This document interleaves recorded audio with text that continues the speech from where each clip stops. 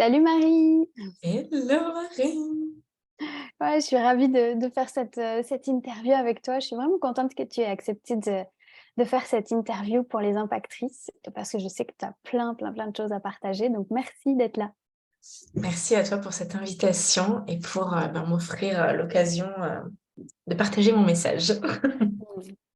Alors juste, est-ce que, avant que je commence à te questionner, sur ton entreprise, sur toi, sur ta grossesse, parce que tu es une future maman entrepreneuse, est-ce que tu peux juste en 2 mots te présenter, présenter ton entreprise et qui est-ce que tu accompagnes? Quel genre d'entrepreneuse es-tu?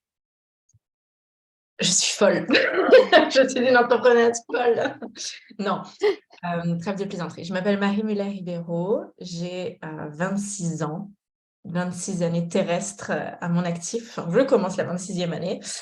Et je suis la fondatrice de Wild Woman Essence, qui est une entreprise qui accompagne, même si on ne dirait pas au vu du nom, mais ça accompagne les femmes et les hommes, je dirais, dans cette ascension vers la multidimension, donc vers sortir de, j'aime bien dire, le caca terrestre. Tu vois, un peu la souffrance qu'on peut avoir sur Terre, sur ce triangle de victimes, sur la vie, elle doit être comme ça et pas autrement, et je me fais une raison. C'est vraiment de sortir et je mets un point d'honneur de devenir cette preuve que c'est possible de vivre une vie différente, que c'est possible de le faire rapidement, parce que je l'ai fait rapidement, et en partant de zéro. Tu vois, c'est pas, je viens d'une famille de riches où j'ai tout qui me tombe sur un plateau d'argent. C'est vraiment moi, en travaillant sur mon mindset, qui est allée chercher cette réalité, Mmh. qui, en fonction de mon énergie, est allée manifester cette réalité aussi. Et finalement, j'accompagne un peu, tous ceux qui ont ce désir, de sortir de cette 3D et d'aller dans la multidimension, de vraiment élever leur fréquence vibratoire pour se créer, une vie de manifestation et de choix conscients. Donc Mmh. ça peut être des étudiants, des salariés, des entrepreneurs, des femmes, des hommes.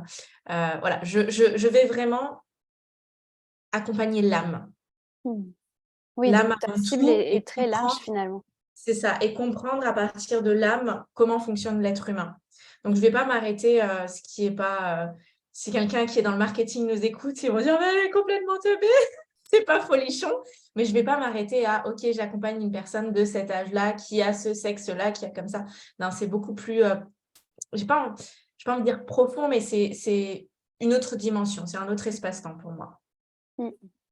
Donc tu aides aussi du coup, il y a j'imagine dans ta cible, il y a des femmes qui sont entrepreneuses, d'autres qui ne le sont pas forcément et l'idée, c'est de sortir un petit peu des histoires qu'on se raconte, du mental, pour aller se connecter à quelque chose de plus grand, de plus porteur, de plus vaste, de plus puissant, quoi.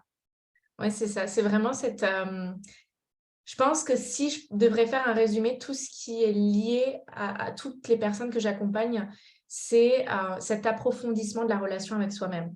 C'est-à-dire que moi, j'ai remarqué que tout a changé, que j'ai arrêté de souffrir à partir du moment où j'ai commencé à accepter de ne pas être aimée, que j'ai accepté d'être rejetée, que j'ai accepté de déclencher les autres. C'est à partir du moment où j'ai accepté de déranger et je me suis dit: «En fait, même en dérangeant, moi, je vais choisir de m'aimer». Et Mmh. là, ma vie, elle a pris une autre direction. Mais Ouais, ça prend tout un cheminement, bien sûr, pour oui, en c'est ce que arriver j'allais là. dire. C'est ouais, c'est un vrai travail sur toi, que tu as fait et qui te permet aujourd'hui parce que tu disais que tu mettais un point d'honneur à être la preuve que c'est possible, que ça aille vite, et cetera et c'est ce que j'allais dire, tu es déjà la preuve parce que tu as manifesté une grande partie des rêves que tu avais. Tu es jeune, tu as 26 ans, tu mènes une entreprise, tu vas être maman, donc tu es déjà la preuve, ouais. Je fais en sorte que. Merci Marie. Alors justement, là, tu es en train de vivre une transformation, aussi bien au niveau, physique, émotionnel, familial, puisque tu vas être maman. Est-ce que tu peux nous partager peut-être, les peurs, les doutes, ou les choses que tu as pu te raconter te raconter, alors d'un point de vue, comme tu dis, très caca terrestre là, à cette idée de devenir maman entrepreneuse? Alors, hem, c'est arrivé très vite. Pour raconter rapidement l'histoire, il faut savoir que moi, l'année dernière, je voulais pas avoir d'enfant. Mmh. Ouais, c'est-à-dire que je voulais pas avoir d'enfant. C'était quelque chose de très loin parce que pour moi, la priorité, c'était, mon business, et cetera. Et ce qui s'est passé, c'est que j'avais cette croyance que avoir des enfants, j'allais être sollicitée, sursollicitée. Je suis projecteur, je suis scorpion. Enfin, j'aime pas m'attacher à des étiquettes, mais c'est quand même un peu aussi comprendre comment mon énergie fonctionne sur Terre. Et en fait, je sais que pour moi, être sollicitée, moins on me sollicite, mieux je me porte. Et j'aime bien que ce soit moi qui choisis les moments quand c'est, par exemple, dans mon business, j'ai fait en sorte, mon modèle d'affaires, que c'est moi qui choisis quand j'y vais pour pas être sollicitée tout le temps. Et je me disais, mais punaise, moi, je vais avoir un enfant, ça va me priver de ma liberté. Moi, j'étais, tu sais, j'avais entrepris tout ce chemin dans l'amour de moi. Et pour moi, c'était moi en premier, tu vois. C'était presque parfois un petit peu égoïste où je me disais, mais en fait, j'ai pas envie de me faire chier de m'occuper de quelqu'un d'autre. Je m'occupe déjà de moi, je m'occupe un peu de mon mari, tu vois, je m'occupe de mon chien dans la limite du raisonnable. J'ai pas envie de me faire chier à m'occuper d'un gosse encore, tu vois. Je me disais, ah non, non, non. Donc, j'avais ce truc qui, en même temps, j'avais envie d'avoir un enfant un jour, mais en même temps, je me disais, mais non, moi, j'ai pas envie, ça va me saouler, en fait, ça va me prendre du temps, de l'énergie. Moi, j'ai pas mon temps pour ça, tu vois. Et qu'est-ce qui Et a changé du coup? bah, en fait, je faisais ce travail sur moi, je me suis dit, mais en fait, j'ai pas envie. Tu sais, je voulais atteindre un niveau de paix et de plus être dans une dualité. C'est ce désir de me dire, OK, je ne vais pas travailler sur ces croyances dans le but d'avoir un enfant, je vais travailler sur ces croyances dans le but de plus être contractée à l'idée d'avoir un enfant. De plus, tu sais, moi, j'aime bien quand je vois quelque chose où je vais être très tranchée, où je vais, par exemple, avoir une amie qui me partage son point de vue sur quelque chose, et moi, je vais rentrer en confrontation, où je vais être complètement déclenchée par ce qu'elle dit. Ben, je vais essayer de voir comment est-ce que moi, je peux ouvrir mon esprit par rapport à la situation. Ouais, Je ne vais pas adopter rester un autre sur point de mes vue. positions et dire « Ah non, mais tu as complètement tort, c'est que n'importe quoi » et croire détenir la réalité absolue. Je vais me dire « Non, en fait, de quelle façon est-ce que je peux venir dans une zone où, en fait, aussi bien l'un que l'autre est possible, où tout est possible ?» Et donc, je suis venue faire ce travail pour, du coup, avoir un enfant. Et on est arrivé au Portugal fin d'année dernière. Et là, cette année, début d'année, on est allé, très drôle, on est allé manger un burger au centre commercial.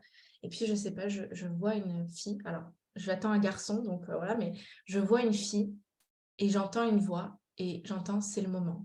Et je retourne à table, pas glamour du tout, on était en train de manger des burgers avec Quentin. Je dis, je veux un enfant. Lui, il faut savoir que Quentin était prêt depuis 1 an, 2 ans, il est plus âgé que moi. Ça va faire 8 ans qu'on est ensemble. Donc, lui, ça fait déjà à peu près 1 an, 2 ans qu'il tâtonnait le terrain. Il était gentil, il Il était attendait, prêt. tu vois.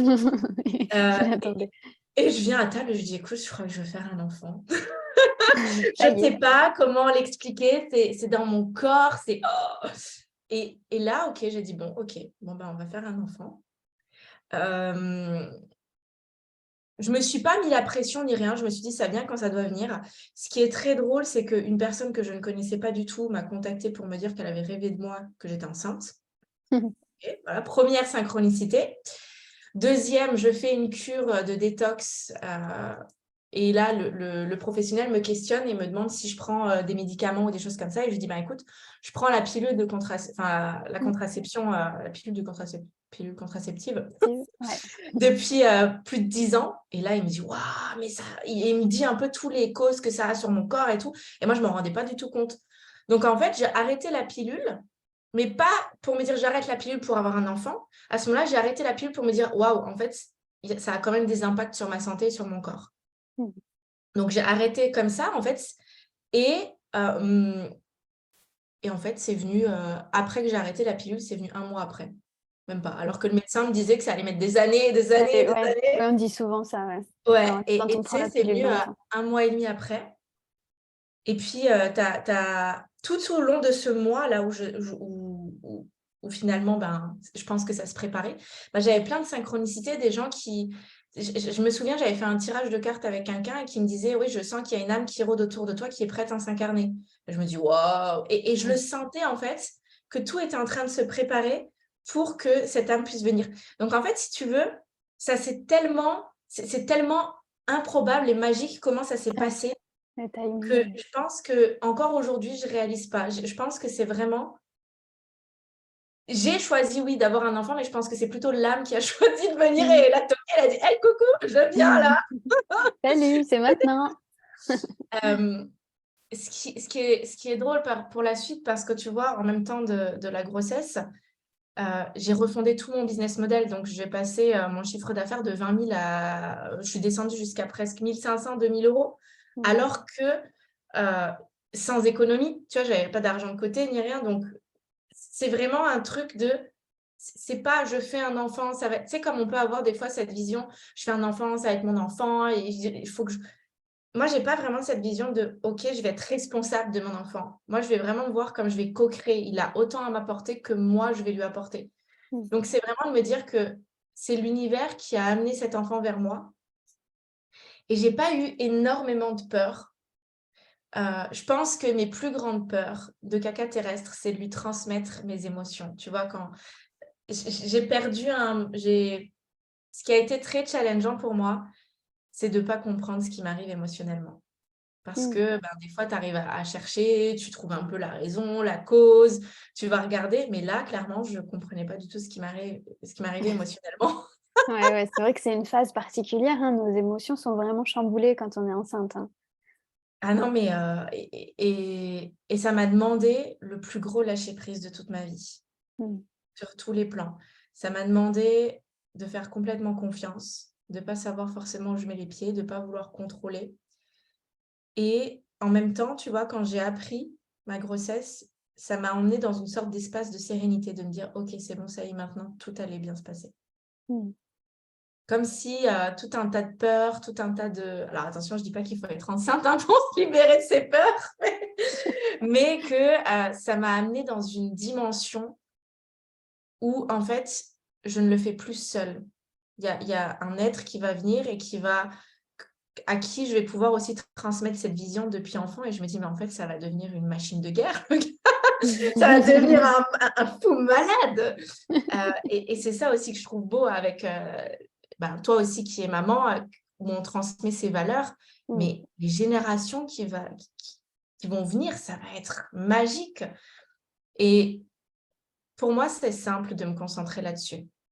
Oui, tu Tu vois? arrives du coup à rester sur ce focus de ce que tu vas transmettre, ce que tu vas vivre quand il sera là, et C'est est-ce que ça. ça tu parlais tout à l'heure de ton business model, du coup, ça t'a demandé, hem, d'anticiper alors est-ce que tu t'es dit: «Je vais revoir mon business model pour mieux accueillir mon bébé», ou est-ce que c'était juste, le temps pour toi de revoir ce business model indépendamment de ta grossesse, finalement tu l'aurais fait? Est-ce que tu as dû adapter des choses dans ta vie d'entrepreneuse avec, l'arrivée de ce bébé? Bah, en fait, si tu veux, le modèle d'affaires, je l'ai changé beaucoup pour respecter mon énergie, parce qu'avant, j'avais beaucoup de temps, en clientèle, j'avais beaucoup de programmes, et cetera, et je vois que, écologiquement parlant, au niveau de mon énergie, ça matchait plus. Mmh. C'est-à-dire que j'étais fatiguée, c'était plus aligné, simplement. Mais le fait aussi d'attendre un enfant, ça a appuyé, c'était une raison de plus pour mon mental de dire: «C'est bon, vas-y». Tu as des raisons, tu sais, des fois, ils Mmh. cherchent le mental, bah, j'y vais pas, et du coup, mon mental me dit: «Non, mais en plus, tu vas devenir maman, il faut que tu te dégages du temps». Mmh. Tu peux Ouais, pas, ça justifiait ça. avoir Mmh. voilà, tu peux pas avoir autant de rendez-vous, et ça m'a permis aussi de renforcer de pourquoi est-ce que je le fais. Mmh. En fait, ça m'a vraiment donné, Du sens. comme, une nourriture illimitée pour ma vision. Mmh. Ça, c'est Ouais, c'est plus venu je le fais alimenter. c'est ça, je le fais plus pour moi ou pour mon couple, pour mon chéri ou pour le monde. Là, je le fais parce que, ben, je vais avoir une descendance. Mmh. Ça, c'est ce que je parlais avec Quentin, je dis: Ça a une toute autre dimension, une toute autre saveur». À la Mmh. limite, tu te dis: «Toi, ouais, c'est bon, moi, je vais pouvoir», mais là, en fait, non. Tu as un petit être, tu vas lui laisser la petite terre là, la jolie terre. Tu as envie de lui transmettre des belles valeurs, tu as envie de lui transmettre une belle vision. Ouais. Mmh.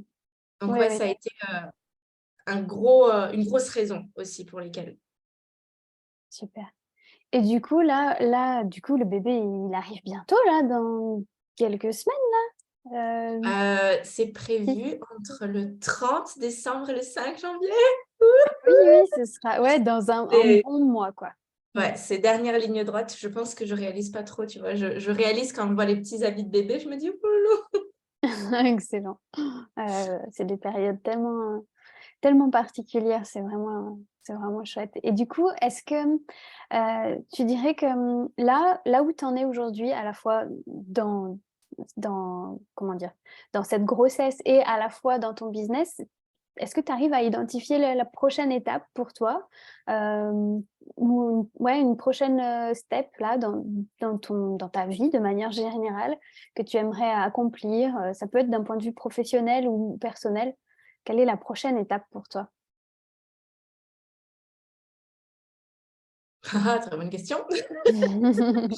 Gros blanc. Non, je pense que ça va être vraiment de continuer à alimenter et à grandir ce que j'ai déjà mis en place. Ça va être aussi, de créer des nouvelles entreprises, mais aussi le plus important, ça va être moi de trouver cet équilibre dans ma famille. C'est-à-dire maintenant on va être, avec le chien, on sera 4. On sera 4, de trouver notre rythme, de trouver nos repères, de vraiment m'impliquer dans tout ça. Donc je pense que pour moi, l'année 2023 sera vraiment, tu vois, quand je me note un peu sur mon journaling, tu vois, quand je prépare Mmh. un peu mon année, moi, ce qui me vient vraiment, c'est d'être cette fit mama sacrée. Je veux vraiment devenir cette maman sportive avec une hygiène de vie qui soutient la femme que je veux devenir et qui est dans sa pleine divinité, dans son sacré. Donc, je pense que, je sais pas, tu vois, mais ce qui me vient, et je le sais forcément parce que même quand je dis aujourd'hui, si j'avais vraiment des milliers et des milliers, non, des millions et des millions d'euros, ce que je ferais, c'est que j'ouvrirais tout de suite une école ou j'irais faire, tu sais, des sensibilisations à l'étranger. Je créerais des écoles pour sensibiliser déjà les enfants au développement personnel et à la manifestation. Donc, je pense que, je dis ça comme ça, tu vois, on verra bien quand je le vivrai, mais je pense que mon contenu va prendre une direction très maman entrepreneur, Mmh. très éducation, de transmettre aux enfants, Transmission, ouais, c'est je ça. vois ce que tu veux dire. Mmh. Donc, Donc voilà. Donc, je pense que ça va être ça vraiment cette année, d'être cette maman. euh, Moi, j'aime, tu sais, des fois, ils disent, ouais, faut pas culpabiliser être une Wonder Woman, mais moi, je me considère comme une Wonder Woman parce que c'est spécial, ce qu'on fait, c'est unique. Et j'ai envie de montrer que on peut être sur tous les fronts. On peut avoir le business, l'argent, le succès, le temps pour soi seul, le couple et être maman. Tu vois, mmh, c'est vraiment, ça va être, je pense, mon next step, c'est d'être cette preuve qu'on peut être sur tous les fronts mmh, sans et avoir s'épuiser. l'énergie derrière et pas s'essouffler et pas être en burn-out. Ouais, ouais, bah, c'est mon grand message, hein, donc c'est pas pour rien que je t'ai invitée. C'est vraiment ça, cette idée de dire que oui, on peut avoir un business qui grandit et être une maman épanouie et puis, ne pas avoir à choisir entre nos différents rôles, sans pour autant s'épuiser parce que le plus important, c'est justement de mettre notre énergie au bon endroit, au bon moment, quoi. Et Et en oui, même c'est temps, tu possible. vois, ce qui me vient, c'est que ça peut aussi pour les générations, non pas passées, les générations plus jeunes, ça peut Mmh, leur donner aussi un exemple, tu vois, parce que moi, je sais que par exemple, il y a 2 ans, j'avais pas vraiment d'exemple comme ça de maman entrepreneur, etc. Et du coup, j'avais toujours cette sensation de devoir choisir entre ma carrière ou être maman. Et je mmh, pense qu'aussi, de nous se montrer de plus en plus, ça donne aussi des preuves aux jeunes générations. C'est drôle, ouais, je dis ça, 26 ans, tu sais. Mais aux personnes qui ont la vingtaine, quoi, enfin, qui ont 20 ans, mmh, qui se disent, en fait, j'ai cette passion, je ne suis pas obligée de choisir entre fonder une famille mmh, ou créer mon entreprise, je peux ouais. faire les deux. L'un n'empêche pas l'autre, ouais, complètement. Au C'est ça, contraire, même ils se nourrissent et ouais, ça donne encore plus de sens. totalement. Merci, merci Marie. Merci beaucoup Merci pour à cet toi échange. pour cet échange et pour tes questions. Ouais, je te dis à très vite.